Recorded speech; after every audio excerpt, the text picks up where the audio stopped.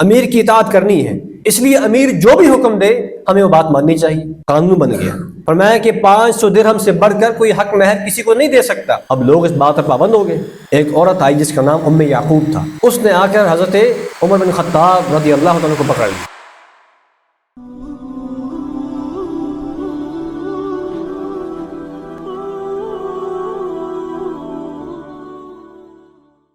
قرآن پاک کے اندر اللہ تعالیٰ فرماتے ہیں سورہ نساء میں، یا ایھا الذین آمنوا اطیعوا اللہ واطیعوا الرسول واولی الامر منکم، اے ایمان والو اللہ کی اطاعت کرو، رسول کی اطاعت کرو، اور جو اولی الامر ہیں، جو حکمران ہیں، جو بادشاہ ہیں، ان کی اطاعت کرو۔ اب یہاں پر دو باتوں کے اوپر ہم بہت زور دیتے ہیں، اللہ کی اطاعت اور اللہ کے رسول کی اطاعت، اور جو تیسری بات ہے حکمرانوں کی اطاعت، اس پر ہمارے ہاں کوئی بات نہیں کرتا۔ یہ بات ذہن میں رہے کہ حکمران کی اطاعت بھی واجب ہے جائز معاملات کے اندر۔ جائز معاملات کے اندر حکمران کی اطاعت واجب ہے، کیونکہ وہ عوام کے مفاد میں ہوتی ہے۔ اگر ہر بندہ ہی مخالفت کرے، ہر بندہ ہی بات نہ، میں چھوٹی سی مثال آپ کو دیتا ہوں۔ حکمران نے ایک اصول بنا دیا ہے کہ جب ریڈ لائٹ ہوگی تو آپ نے کھڑے ہو جانا ہے۔ اب آپ پر یہ بات لازم ہے کہ وہاں پہ آپ کھڑے ہو جائیں۔ یہ حکمران کی جائز معاملے کے اندر اطاعت ہے۔ اگر آپ وہاں پہ خلاف ورزی کریں گے تو جہاں قانون کی خلاف ورزی ہوگی وہاں پر شریعت کے اس حکم کی بھی خلاف ورزی، کہ آپ کو حکمران نے کہا تھا، اصول بنایا تھا آپ کے لیے کہ آپ نے اس جگہ پہ کھڑے ہونا ہے، اور آپ وہ چھوڑ کے جا رہے ہیں، اشارہ توڑ کے جا رہے ہیں، اس سے نقصان ہو سکتا ہے۔ تو عوامی مفاد کا تقاضا یہ ہے کہ جائز معاملات کے اندر یا جو شریعت کے جو تقاضے ہیں ان معاملات کے اندر حکمران کی اطاعت کی جائے۔ ہاں، جن معاملات کے اندر حکمران اللہ تعالیٰ کے احکامات کی خلاف ورزی کر رہا ہو تو وہاں کسی بھی صورت میں حکمران کی اطاعت نہیں کی جا سکتی۔ رسول اللہ صلی اللہ علیہ وسلم کا بڑا واضح فرمان، لا طاعت لمخلوق فی معصیت الخالق، کہ اللہ تعالیٰ کی نافرمانی میں، خالق کی نافرمانی میں مخلوق کی اطاعت نہیں کی جا سکتی۔ اگر ہمارا حکمران ہمیں کسی ایسی بات کا حکم دیتا ہے جس میں اللہ کی نافرمانی ہو رہی ہے تو وہاں پر حکمران کی اطاعت کرنا واجب نہیں ہے۔ رسول اللہ صلی اللہ علیہ وسلم کے زمانہ میں ایک واقعہ پیش آیا، صحیح بخاری کی روایت، کہ رسول اللہ صلی اللہ علیہ وسلم نے چند صحابہ کرام کو ایک امیر لشکر بنا کر ایک شخص کو ان پر امیر بنایا اور ان کی سربراہی میں ان کو روانہ کر دیا لشکر کے ساتھ جنگ کے لیے۔ اب جب وہ جنگ کے لیے گئے تو وہاں پر امیر صاحب جو ہیں ان کو کسی بات پر غصہ آ گیا۔ انہوں نے کہا کہ آپ ایسا کریں، تمام اپنے لشکر کے مجاہدین کو کہا کہ آپ لکڑیاں جمع کریں۔ لکڑیاں جمع کی گئیں، کہا کہ آگ لگائیں، آگ لگا دی گئی۔ اب انہوں نے کہا کہ آپ سب کو میں حکم دیتا ہوں، امیر صاحب نے کہا کہ میں آپ سب کو حکم دیتا ہوں کہ اس آگ کے اندر کود جائے۔ اب صحابہ کرام پریشان ہو گئے۔ کچھ لوگوں نے کہا کہ بھئی ہمیں تو دین کا حکم ہے کہ امیر کی بات ماننی، امیر کی اطاعت کرنی ہے، اس لیے امیر جو بھی حکم دے ہمیں وہ بات ماننی چاہیے، اس لیے ہم آگ میں کودنے کے لیے تیار ہیں۔ جبکہ بہت بڑی تعداد صحابہ کرام کی ایسی تھی جنہوں نے کہا کہ ایسے نہیں ہو سکتا، ہم نے اسی آگ سے بچنے کے لیے تو دین اسلام قبول کیا ہے، اور اسی آگ سے بچنے کے لیے ہم تو اللہ اس کے رسول کی بات ماننے کو تیار ہوئے ہیں، تو ہمیں یہ امیر صاحب اسی آگ میں کودنے کا حکم دے رہے ہیں، ایسے تو نہیں ہو سکتا۔ تو بہرحال اس اختلاف میں وہ امیر صاحب کا غصہ ٹھنڈا ہو گیا اور وہ مسئلہ ختم ہو گیا۔ جب یہ واپس آئے اللہ کے رسول کے پاس اور آ کر اللہ کے رسول کو یہ رودات بیان کہ اللہ کے رسول ہمارے ساتھ یہ واقعہ پیش آئے، تو اللہ کے رسول نے فرمایا اگر تم امیر کی بات مانتے ہوئے اس آگ میں داخل ہو جاتے تم کبھی بھی اس آگ سے باہر نہ نکل سکتے۔ مراد یہ ہے کہ تم جہنم میں چلے جاتے۔ کیا مطلب ہے؟ فرمایا کہ لا طاعت لمخلوق فی معصیت الخالق، خالق کی نافرمانی میں، کیونکہ یہ خالق کی نافرمانی ہے۔ اللہ نے کسی کو آگ میں ڈالنے کا اس طرح حکم نہیں دیا، بلکہ آگ سے تو بچانے کا حکم دیا ہے۔ تو خالق کی نافرمانی میں کسی مخلوق کی اطاعت نہیں کی جا سکتی، چاہے وہ کتنا ہی بڑا کیوں نہ۔ اس لیے سامعین محترم، حضرت عبادہ بن صامت رضی اللہ تعالیٰ اس حدیث کے راوی ہیں، صحیح بخاری صحیح مسلم کی روایت ہے کہ بایعنا رسول اللہ صلی اللہ علیہ وسلم علی السمع والطاعۃ فی العسر والیسر، فرمایا کہ ہم نے اللہ کے رسول صلی اللہ علیہ وسلم کی اس بات پر بیعت کی تھی کہ ہم ان کی بات کو سنیں گے اور ان کی اطاعت کریں گے، فی العسر والیسر، تنگی میں بھی اور آسانی میں بھی۔ یہ نہیں ہے کہ جب تنگی ہے تو حکمران کو چھوڑ دیا اور جب آسانی ہے تو اس کے ساتھ لگ پڑے، ایسے نہیں۔ تنگی ہے یا مشکل ہے، ہر حال میں ہم اس کی اطاعت کریں گے۔ والمنشط والمکرہ والأثرة علینا فرمایا کہ اگر حکمران ہم پر دیگر لوگوں کو ترجیح دینا شروع کر دے تب بھی ہم اس کی کیا کریں گے؟ اطاعت کریں گے. یہ نہیں کہیں گے کہ آپ نے مجھے عہدہ نہیں دیا، آپ نے مجھے اپنے ساتھ شریک نہیں کیا اقتدار میں، تو میں آپ کی مخالفت کرتا ہوں. ایسے نہیں ہوگا. فرمایا ہم نے اس بات پر بیعت کی تھی وَأَلَّا نُنَازِعَ الْأَمْرَ أَهْلَهُ، فرمایا کہ ہم حکمرانوں کے ساتھ جھگڑا نہیں کریں گے. وَأَن نَقُولَ الْحَقَّ حَيْثُ مَا كُنَّا، ہم نے اس بات پر بھی بیعت کی تھی کہ ہم حق بات کہیں گے جہاں کہیں ہم چلے. ہم نے بات حق کہنی ہے، درست بات کہنی ہے، جو ثواب بات ہے، جو ٹھیک بات ہے وہ بات کہنی ہے، لیکن حکمران کی بیعت نہیں توڑنی. بات اس تک پہنچا دینی ہے کہ آپ یہاں پہ غلطی کر رہے ہیں. اور اسی طرح وَلَا نَخَافُ فِي اللَّهِ لَوْمَةَ لَائِمٍ، ہم نے اس بات پر بھی اللہ کے رسول کی بیعت کی تھی کہ ہم اللہ کے بارے میں کسی ملامت کرنے والے کی ملامت کی پرواہ نہیں کریں گے. جب اللہ کی حدود کو توڑنے کی باری آئے گی، جب اللہ کے قوانین کے خلاف قوانین بننے کی بات آئے گی، تو وہاں پر ہم اپنی زبان کھولیں گے، وہاں پر ہم بات کریں گے. اور ایسا ہوا ہے.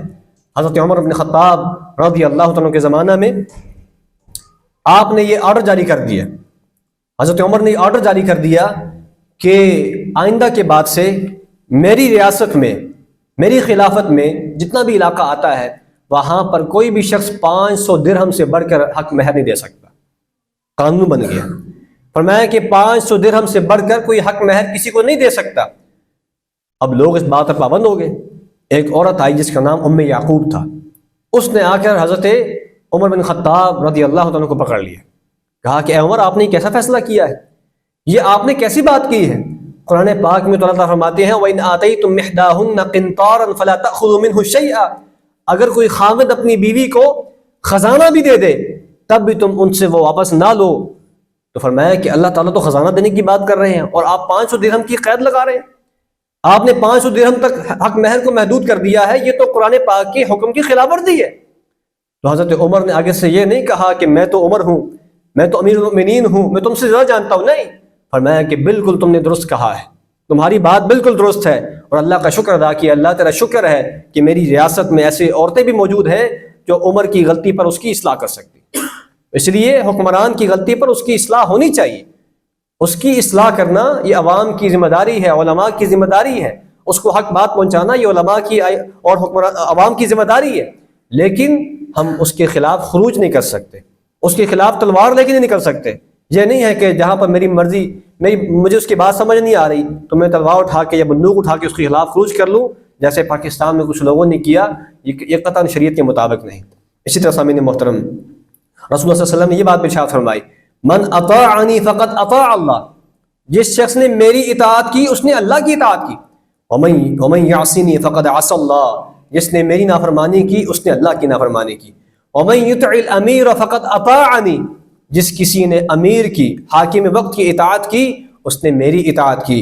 ومن یعص الامیر فقد عصانی، اور جس نے امیر کی، حاکم وقت کی نافرمانی کی اس نے میری نافرمانی کی. کیا مطلب ہے؟ بات وہی ہے کہ جو جائز امور ہیں، جو حلال امور ہیں، جو شریعت کی مخالف نہیں ہیں، شریعت کے اصولوں کے خلاف نہیں ہیں، ان معاملات کے اندر حاکم وقت کی اطاعت کرنا واجب ہے، چاہے وہ آپ کی پارٹی کا ہے یا نہیں، چاہے وہ آپ کی سوچ اس سے ملتی ہے کہ نہیں ملتی. اس لیے آپ نے اس کے ساتھ چلنا ہے. اب جیسے بھی طریقے سے وہ آ گیا ہے آپ نے اس کے ساتھ چلنا ہے، تعاون کرنا ہے. قرآن پاک کے اندر یہ بڑی زبردست آیت ہے، ہر مسئلے کے اندر ہمارے کام آ سکتی ہے. وَتَعَاوَنُوا عَلَى الْبِرِّ وَالتَّقْوَى وَلَا تَعَاوَنُوا عَلَى الْإِثْمِ وَالْعُدْوَانِ. فرمایا کہ لوگوں نیکی اور پرہیزگاری کے کاموں میں ایک دوسرے کے ساتھ تعاون کرو. جو خیر کا کام ہو رہا ہے، جو اچھا کام ہو رہا ہے اس میں ایک دوسرے کے ساتھ تعاون کرو، اور برائی اور زیادتی اور ظلم کے کاموں میں ایک دوسرے کے ساتھ تعاون نہ کرو. کیا مطلب ہے اس کا؟ کہ اگر کوئی حکمران اچھا کام کر رہا ہے تو چاہے وہ میری پارٹی کا نہیں ہے، چاہے میری سوچ اس کے ساتھ نہیں ملتی ہے، چاہے میں نے اس کو ووٹ نہیں دیا ہے، لیکن اس کے اچھے کام کی تحسین ہونی چاہیے، چاہے اس کے اچھے کام کی تحسین ہونی چاہیے. اور اگر کوئی حکمران غلط کام کر رہا ہے اور میں اس کی پارٹی کا بھی ہوں، میں نے اس کو ووٹ بھی دیا ہے، تو مجھے اس کے کام سے نفرت کا اظہار کرنا چاہیے، اس کے کام پر اس کو ٹوکنا چاہیے. ہمارے ہاں ہوتا کیا ہے کہ اگر کوئی مخالف ہے تو اس کے اچھے کام کی بھی تحسین نہیں کی جاتی، اچھے کام پر بھی تنقید کی جاتی ہے. اور اگر کوئی ہمارا حامی حکمران بن چکا ہے تو اس کے جتنے مرضی غلط کام ہو ہم نے اس کی ہمیشہ تحسین ہی کرنی ہوتی ہے. یہ بات ٹھیک نہیں. اچھے کاموں کی تحسین کی جائے اور برے کاموں پر تنقید کی جائے اصلاح کی نیت سے. تنقید برائے تنقید نہیں بلکہ اصلاح کی نیت سے تنقید کی جائے. اور رسول اللہ صلی اللہ علیہ وسلم نے یہ بات ارشاد فرمائی آپ نے فرمایا کہ من اراد ان ینصح لذی سلطان، فرمایا کہ جس کسی کا یہ ارادہ ہو کہ وہ سلطان بادشاہ کی اس کی خیر خواہی کرنا چاہتا ہے، اس کو کوئی اچھی بات بتانا چاہتا ہے، اس کی اصلاح کرنا چاہتا ہے، تو کیا کرے؟ فرمایا فلا یبدی لہ علانیۃ ولکن لیأخذہ بیدہ، فرمایا کہ علی الاعلان وہ اس کی اصلاح نہ کرے، علی الاعلان اس کی وہ اصلاح نہ کرے۔ یعنی آپ نے بادشاہ کے اندر، حاکم وقت کے اندر، اپنے علاقے کے اندر کوئی کسی بڑے انسان کے اندر کوئی برائی دیکھی ہے تو پھر یہ نہیں ہے کہ آپ اس کے خلاف پریس کانفرنس کریں، آپ اس کے خلاف جو ہے وہ جلوس نکالیں، بلکہ آپ اس کے پاس چلے جائیں اور جا کر اس کو اچھے انداز سے، انتہائی نرمی کے ساتھ، انتہائی محبت کے ساتھ اس کو وہ بات سمجھائیں جو آپ کو سمجھ آ رہی ہے۔ ہمارے ہاں ہوتا کیا ہے کہ ہم لوگ مخالفت میں آ کر اس طرح کی حرکتیں کرتے ہیں جس کی وجہ سے وہ بعض اوقات ہماری جائز بات کو بھی نہیں مانتے، کیونکہ ضد میں آ جاتے ہیں، اور ہمارا مقصد بھی اصلاح کرنا نہیں ہوتا، ہمارا مقصد یہ ہوتا ہے کہ ہم نے اس کو نتارنا ہے، ہم نے اس کو خراب کرنا ہے۔ اگر ہمارا مقصد یہ ہے کہ ہم نے اصلاح کرنی ہے تو اس کا بہترین طریقہ کار یہ ہے، مجھے بتائیں نا، ہمارے گھر میں اگر کوئی بچہ کوئی خراب ہو جائے، کوئی بچہ کوئی غلط کام کر رہا ہو تو ہم اس کو کیسے سمجھاتے ہیں؟ کتنے پیار سے سمجھاتے ہیں، کتنے اچھے طریقے سے سمجھاتے ہیں۔ اگر ہم محلے کے اندر شور ڈال دیں کہ میرا بچہ ایسے کام کر رہا ہے تو کیا خیال ہے، بدنامی نہیں ہوگی؟ ایسے بچہ خراب ہو جائے گا، ایسے بچہ اور خراب ہو جائے گا۔ اگر بچے کا یہ معاملہ ہے تو حکمران کی تو خراب ہونے کا خدشہ اور بڑھ جاتا ہے۔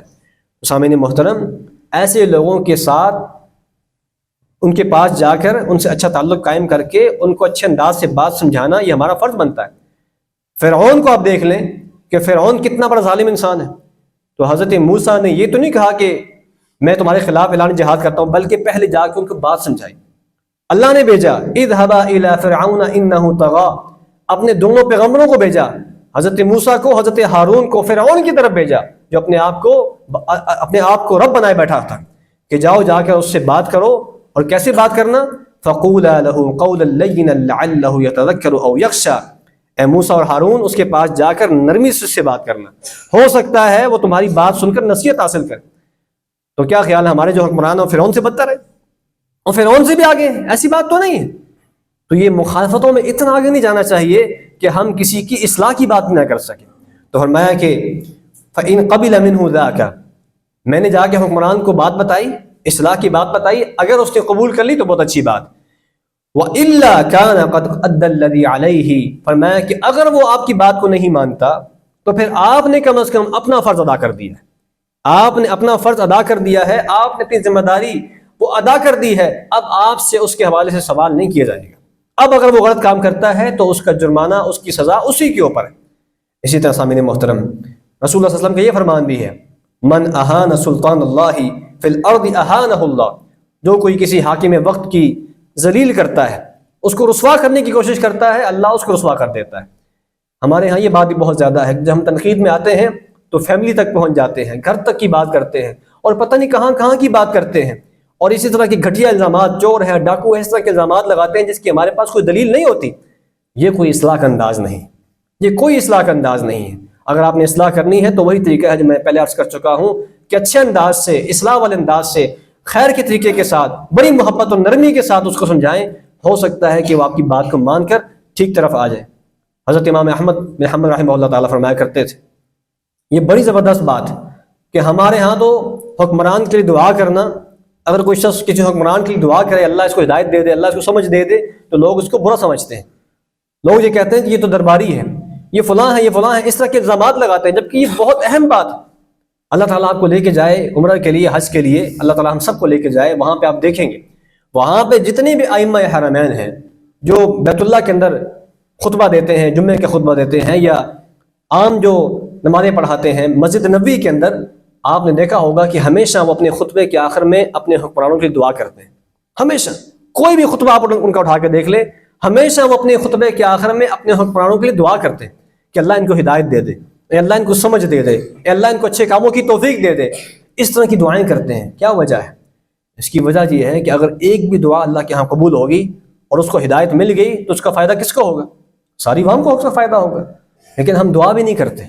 حضرت امام احمد فرمایا کرتے تھے، اگر مجھے پتہ چل جائے کہ میری ایک ہی دعا ایسی ہے جو اللہ نے قبول کرنی ہے تو میں اس دعا میں اللہ سے کیا مانگوں گا؟ میں اس دعا میں اللہ سے یہ مانگوں گا، اللہ ہمارا جو خلیفہ ہے، ہمارا جو حاکم ہے، اس کو ہدایت دے دے، اس کو ہدایت دے دے. کیوں؟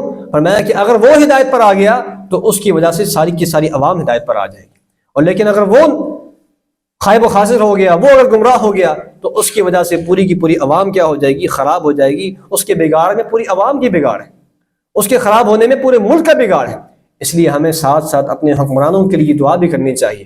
اے اللہ تو ان کو ہدایت دے دے، اے اللہ ان کو سمجھ دے دے، ان کے اندر صلاحیت پیدا کر دے کہ یہ عوام کی خدمت کر سکے، عوام کے لیے بھلائی کے فیصلے کر سکیں، عوام کی بہتری کے فیصلے کر سکیں، نہ کہ ہم خالی بد دعائیں دیں یا خالی ہم ان کے لیے برے الفاظ کہیں. تو سامعین محترم، رسول اللہ صلی اللہ علیہ وسلم کا یہ فرمان بھی بڑا واضح ہے. آپ نے فرمایا کہ الدین النصیحہ. لوگوں یاد رکھو، دین خیرخواہی کا نام ہے. ہمارا جو دین ہے اس کی شروع سے لے کر اے سے لے کر زیڈ تک جتنی بھی تعلیمات کو آپ پڑھ لیں، اس کے اندر یہی بات ہے کہ خیرخواہی کرنی، ہر کسی کی خیرخواہی کرنی.